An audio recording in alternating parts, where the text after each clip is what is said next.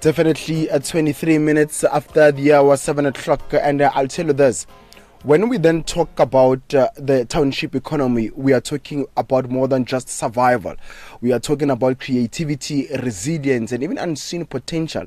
And tonight here on Kasi Entrepreneurship, we're zooming into the business opportunity that exists within our own very backyards, right?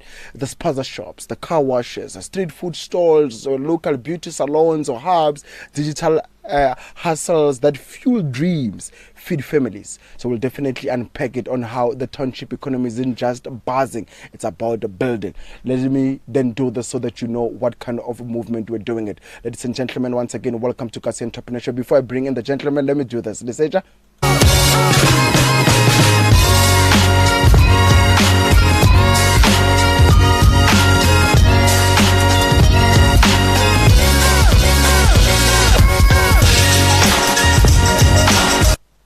Sure, definitely. There you have it, 25 minutes after the hour, 7 o'clock, Kasi Entrepreneurship. Makopo, good evening and welcome to the show. Good evening, Mr. Marisha. Thank you very much. Yeah.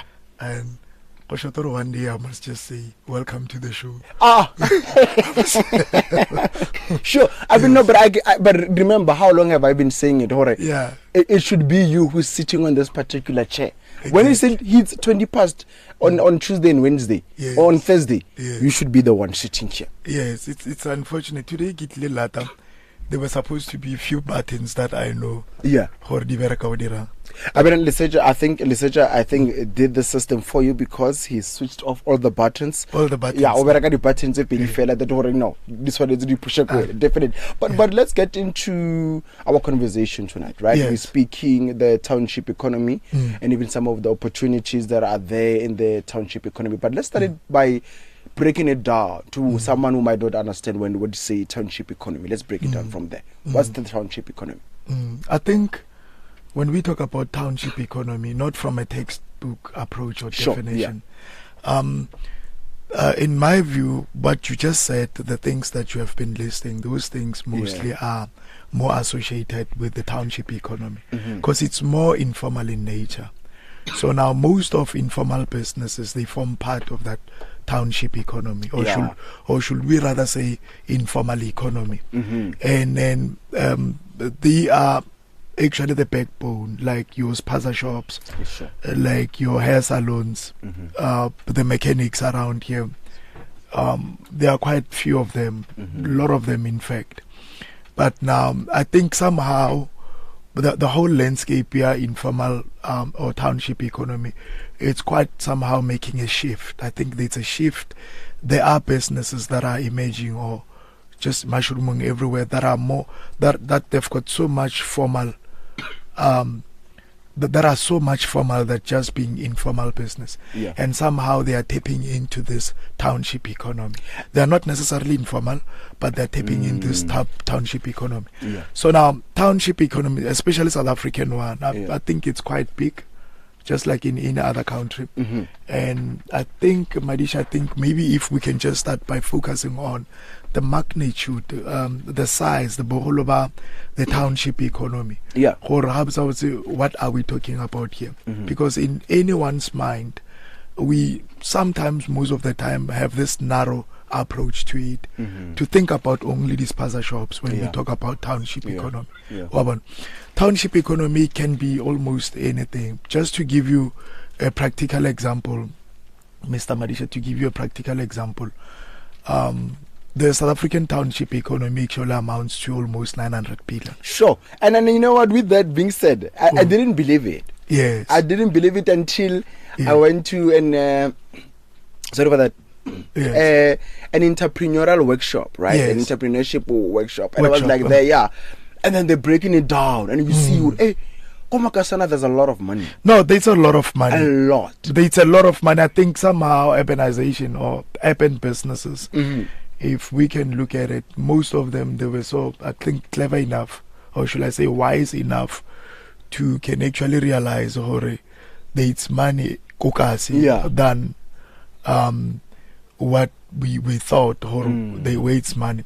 And then I will just give you a typical example about two companies. This just is prime examples of two companies. Both are publicly traded. They are listed on the JSE, but most of their revenues, they get their revenues from the informal sector, from the township economy.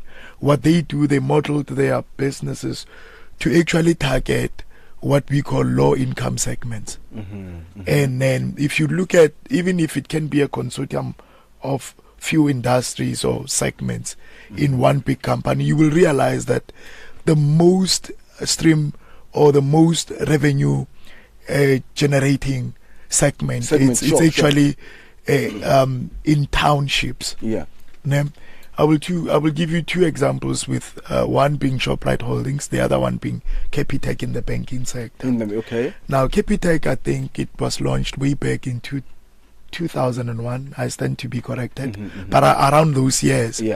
And when it was actually launched, it had the market cap of over 100 million rands way back then.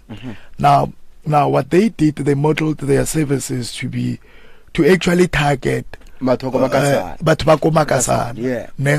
They strategically positioned their branches, Kodi taxi ranks, Kodi bus ranks, to actually target. Next to shopping complexes where you will find maybe Shoprite, even Shoprite, their localities, how Kalebella, they are more of like targeting. That's why with all branches, you say exactly. Yes. Now with Capitec, this is what they did. They found all these four. Normally we call them four big, the big four or the big five. These big banks. They found them actually sleeping, and not necessarily sleeping. What they were thinking, and way back during those years, Mr. Madisha, with a population of 47 million then, now we are almost like over 60 million people. With 47 million people back then, about 16 or 17.6 million people were unbanked. By Longore, they are somehow, exactly, they were unbanked. Now these big banks, they were actually considering that low segment, that low income segment, as the transactions still already in consequential, meaning or they are less important. And then that is why they will say, no, it does not make any economic sense to can even help these people be banked. Somehow there was this financial exclusion. It was actually a systematic marginalization on mostly black majority people. Only minority had that privilege to actually can go and bank. But even though it was like that, it was quite expensive as well. So now, but what Capitec did, they saw the gap in the market to say, but this is over 17 million of the population that it's not tapped into. Now, they modeled their systems to be in a way that they are not that way too capital intensive. They came up with a very strong technology, and they managed to actually raise capital. And then what they did with that, they were able to service that unserviced market. As we speak, fast forward, Capitec, market cap of Capitec is over 300 billion rand. From 100 million. From 100 million. It's over 300 billion with over 22 million active account users. Can you see how there's money in the townships, there's money in the formal informal investments or something. Exactly. It's money. Let me bring in this point, and I've been holding it when you mentioned the pointers. So what happens, or let me put it like this. Since you have this consortium, what would you then say are the biggest hidden gems that are not sorry for that are untapped when it comes to business opportunities? When you drive around Komakasana, when you're thinking of a new idea, I can do this and this and that. Yes. What are some of these biggest opportunities that have not been untapped even today? One of them, I will give you a practical example. You don't really need that much. For example, have you known, Mr. Madisha Hore, out of maybe 300 or let me say 3,000 US dollar billionaires that we have in the whole world, the 27th one, his source of income is bottled water. And I remember you did mention. I did mention. Yeah. Those are not saturated markets, are not actually that well tapped. And you know, out of every crisis, a lot of businesses, some of them are this multinational, this global companies, they took advantage of the crisis. Out of every crisis, I will give you an example. Go Hammanskral. We have the problem with water. We have water crisis since 2016. But only few of entrepreneurs that are tapping into that market. Now, I will give you another example, Mr. Marisha. Where the government feels, you will know what it was. There was no this national phenomenon, the security companies, even Lekukas. But now those came as a result of these are government failures when it comes to policing and stuff. So now there are people by Longore, they actually saw Norman. You know what? If we can start private companies, ready alarm responses, that's where the government is failing. And then we can go even into Lukukasi, because where there's crime, then there's a need for someone to come up a security company. And then that it's one of the examples. One of the examples which is a crisis is our national electricity grid. How Kalebella with ESCOM since 2015 until now. You know, ESCOM actually increased electricity tariff by 148%. It actually, our electricity price went up from 2015 until now by over 148%. Sure. Now, with that being said, with 12.7%, 5.3%, and 6.1% increases that are approved for the next 3 years. Now, we put your order very kukai. Now, and the other thing with this blackout, it's so fragile. Anytime we can go back to load shedding again. I don't think our ESCOM does have that national capacity to can even cover everyone. Now, out of that, Madisha, I think there's also another business opportunity that we are not actually tapping into that. And the big banks, they are now financing that model. Now, there's this thing of renewable energy. You can tap into, you can actually start a business of supplying solar, ready solar installations. All what you need, maybe you just need some little bit of training. And somehow people, they really need to get out of the national grid to be completely independent from the national grid. Ladies and gentlemen, 20 minutes before the hour 8 o'clock. Let's take a very quick ad break. When we come back from that, we'll finish off that particular conversation, and maybe Puselet will have the answer, or maybe maybe they know, but I think you know more because you've been in this business for the longest of time. Let's take a very quick ad break. We'll be back. Don't go anywhere, ladies and gentlemen. This is Kasi Entrepreneurship right here on TFM.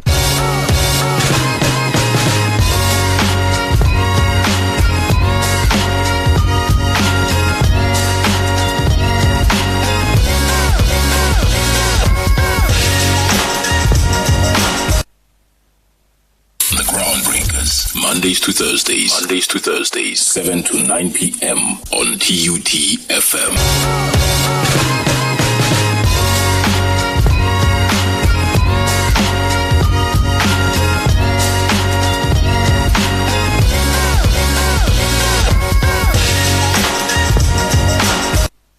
Sure. Definitely back 15 minutes before the hour 8 o'clock, and soon after that we'll then wrap it up. Ramakopo, any comments coming in from your live section? What are people saying? Do they understand why are we not part of the market? What are they saying? Mr. Marish, I'm not sure if I'm the one who does not know how this TikTok thing works. And somehow that's what people just joined. And as time goes on, I will just see if there are any comments. Sure, definitely. Ladies and gentlemen, you can send in your thoughts, your comments on 0123829257. Be part of the conversation. We always say you need to be part of this conversation, because this conversation, it is definitely here for you. But Ramakopo, before we went to that quick ad break, you did mention a very important point. Why are we not part of that particular market? Why? What do you think? Why are we not? Are we afraid? Are we doubting ourselves? I think somehow we still have the mentality of consumers. Nothing comes out of the black race.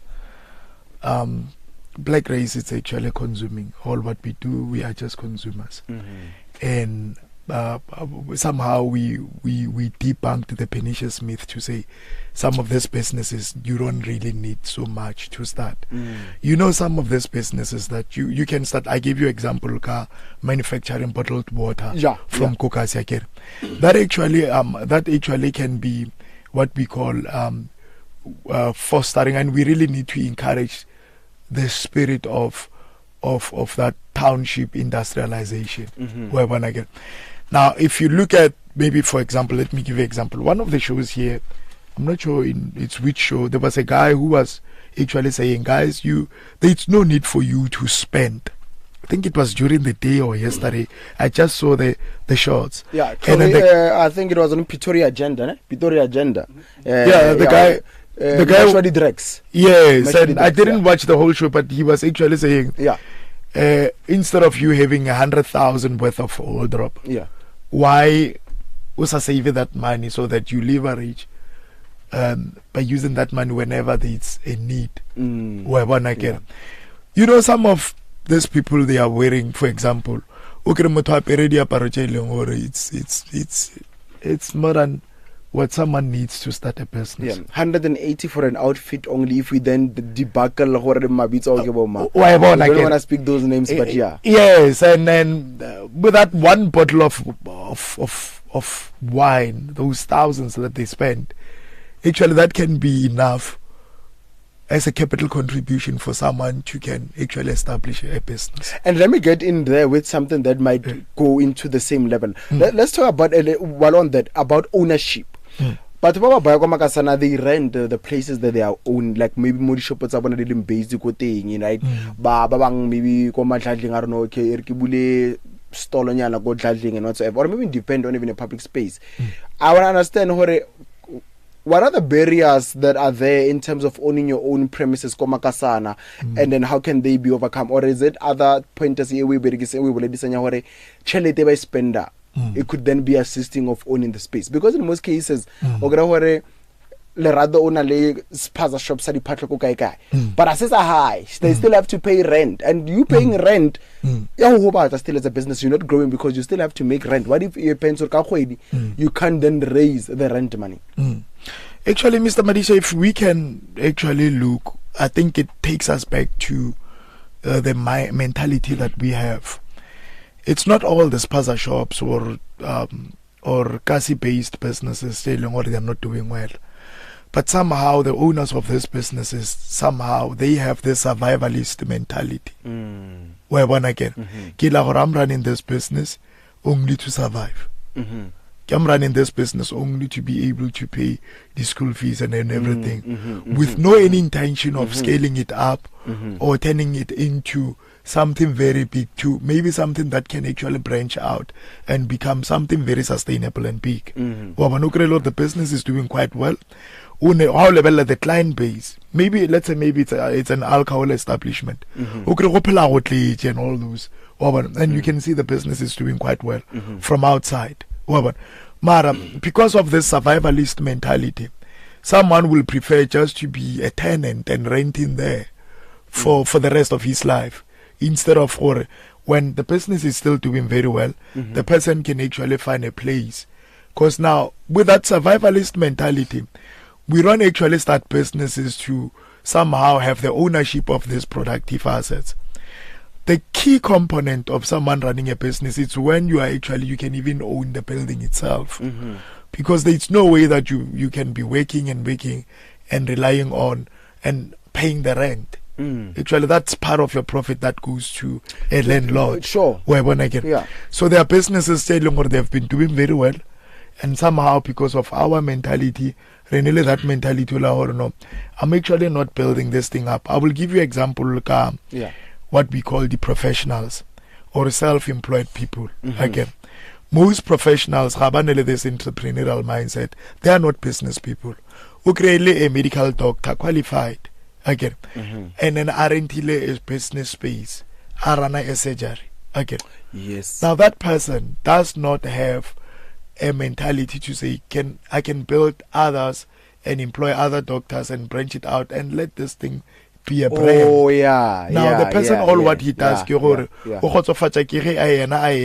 stand in front or attend to a patient, and then if that person does not attend to a patient, there's no money coming in. Sure. So most of those people look up a level that they are renting those spaces. Sure. Some of them get the law firms, mostly black law firms. Sure. They don't own the spaces where they are operating. And somehow they had the opportunities to can amass millions and so in their trusts. What they do, they will rather spend those millions on other things instead of them having, because now somehow they don't have the mentality of building something, a legacy business that will outlive them. That is why most businesses come after the founder. Now those businesses, if the founder passes on, now those businesses passes on. Sure. I think somehow it does have to do with the mentality that we have.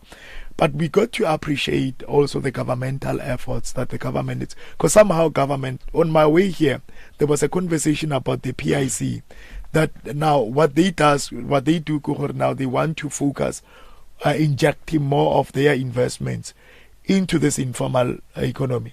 Somehow, I think it was last week, you were also speaking to one lady from the department. I'm not sure if... Yeah, Mr. Bayon. No, yes. She's an administrative expert. Yes, administrative expert. Leadership, eh? We administrative leadership expert. Yes. Oh, you forgot. Yes. Yeah. And then you can see our government to come up with those supports. They actually know it's 900 billion somewhere there. It's not quite easy for you to compete with these blue chip companies. Sure. When you don't have okay furniture stores that you can sell and take those millions so that you can actually expand into township economy. You don't have this substantial amounts of money for you to can even take advantage and of economies of scale, whereby you can have these supplier contracts, whereby you can say, I can give you 50 million, and then I bargain for this item at this lower price. Those are actually some of the disadvantages why some of our guys, they don't actually start businesses. And then within that conversation, I'm not sure if you got that part, Leseja, but and she said something that was very so profound, and I saw it when I was at home over the weekend, that you know the generation that will come, or the generation that is coming in from Boma 2010, they don't know how most of those shops were owned by black people. Which shops? They don't know which shops were owned. Dispenser shops. Yes. Like the funding. Or they don't know how before Alex, yeah. Exactly. I think there used to be 3 dominant stores, owned and operated by black people. Joe Smith, maybe. We understand what Joe Smith. Like, but now, I don't think that they'll ever believe it. I think past 2 years, 3 years, there were 3 that were left, and then I had the other one closed down.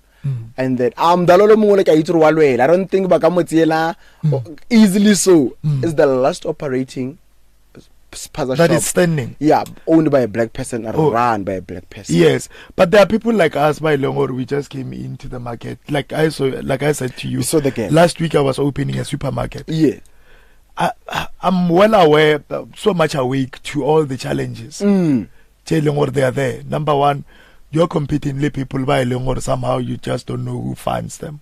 Sure.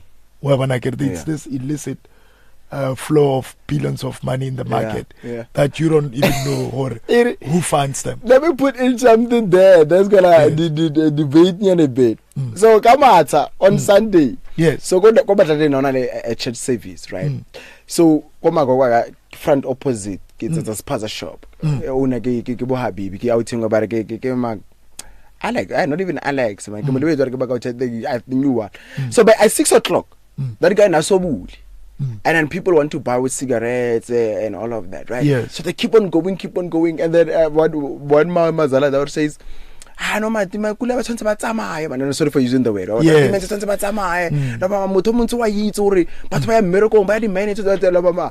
And the other Bagogo responded, hey, man.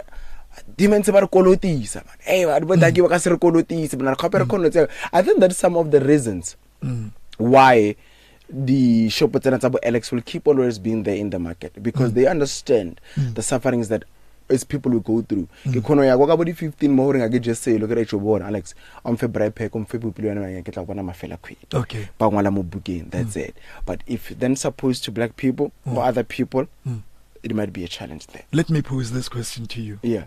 Ko Shoprite ba kolotisha. Next. But why are they making billions and billions? Yeah. Got so much support from us. Yeah. Over an advantage. Yeah. At some point. An advantage. Yeah, an advantage at some point. But now, still it goes back to the mentality as well. Okay.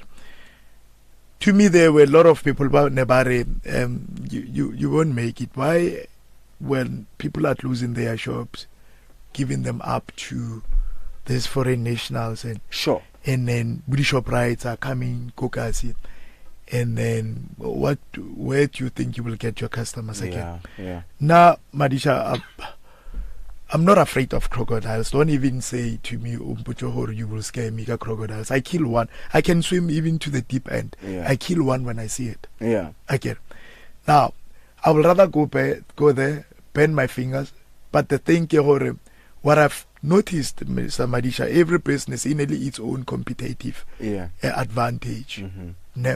Like, for example, if you come to my store, as much as maybe but I've somehow been able to see what makes these big businesses to come Kukas. As much as the businesses still ridiculous about and this is their competitive advantage. But it's also the stigma as well to say, no, whenever they say no, then I'm taking advantage of that to say now, this is what we do.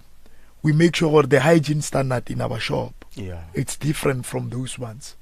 This is not a hate speech. It's a well-known fact. It's prevalent. Somehow our country was upside down. Got the protests and everything. Got issue or their kids by long or they dying and everything. Got the or they are. It's this mentality or this foreign national spaza shops and they are manufacturing these things. They are those things. I get. Now, there is this thing, this one, you know it very well. Or some of them are even sleeping with these grocery stores, with this grocery area.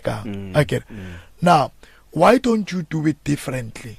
So that those by long or habanele problem they can actually come by long or number one, they don't actually care about the price, but they care much about the hygiene. By long or they are health conscious. By long or they can come and buy from Kuwait. You know what? I don't think the problem now when you speak it, what Mekarabo did mention one that some other time when she was here, and then I'll stay this moment and I'll give you this last question and then we'll close it off for this evening. We'll continue with these conversations as time goes by. On Thursday. It's not even about maybe waukolotis and whatsoever. Mona, but Makopo huma ka ditšhelete tsa rena. Problem starts there with black people. Problem starts there with black people. What's the problem ya motho montsho keng? Motho montsho ke kopa ho bolela ka sa gagisho le. Motho montsho can sell a ka reksha kgomo ya bofelo. Ya neng le yona ka mo leshakeng ka 8,000 rand just gore a gone go ya go reka setlhare sa go disturb motho mo bophelong. Abue ashibe ka morogo aske ba bona any problem arobale wa understand like yes, that's the problem ya motho montsho. But it's not everyone. What they are like right now, Mr. Marisha, let me give you an example. When Shoprite came into Kumakasana, Asibaye way too deep into our communities. Firstly, Babila settled good shopping complexes. Ka you safe. I get. And then Bafecha Batlisha Budi USAFE acres in a container format. Okay. Now, the USAFE acres is for the convenience. How about let's why liquors or anything right now? Unor kapelanyana ke. But at the end of the month, how much? Then you will come Kobudi cruising to Shoprite. Now those two stores are not actually competing with each other. They're actually supplementing each other. But Amudi crossing Kobudi USAFE to buy the groceries. Okay. But during the month, by long baba tlo ya ko makulenko they go to ShopRite. And then I saw the need. I saw this market will never ever be saturated. There will always be a need for this market. Like yeah. The demographic, most of them, they will rather drive a distance to a better store to go and buy 2 tin fishes and few things. Now, why don't I establish a store for them? Yeah. Say Longor actually meet their needs. And the pricing thing, it's not a problem to me. Yeah. Otherwise, we wouldn't be having this high market companies like Woolworths, and they're still making it. Yeah. You know what? Let me then take you on this point, and this will be my closing statement, because, and I loved what you mentioned, or you know, there's people who always say your success is outside Komakasana. There is that notion. So I want to understand what's your closing message to young people who then think success only lies outside your township. Then we close it off there. You're saying the success only lies outside township. Yeah, people will then say, you need to go outside there and then, you know, see things, and maybe let's push over that. So I'm saying to you, what do you say to the people who say that notion, who sticks to that notion? I think it's a wrong notion. Yeah. I think it's a wrong notion. If we can look around and if we can listen attentively, quite there are actually businesses telling what there are prime examples that we can point to say, but this ones they've made it right on Mokasi, and this person grew up on Mokasi.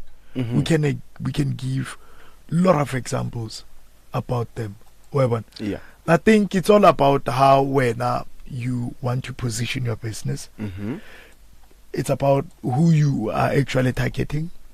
Sure. And it's about your intentions about that business. If it's a business or you want to build legacy and how nearly this survivalist mentality, you can still make it go gas. Sure. There's no way, or someone from Stellenbosch. Where are the headquarters of Capitec? They are in Stellenbosch. Sure. But where are they making money from? There's 300 billion market. They're making it from Mosushanguve, from Hammanskraal, from all these places. Yeah. I think it's a wrong mentality. It's a wrong notion. Sure.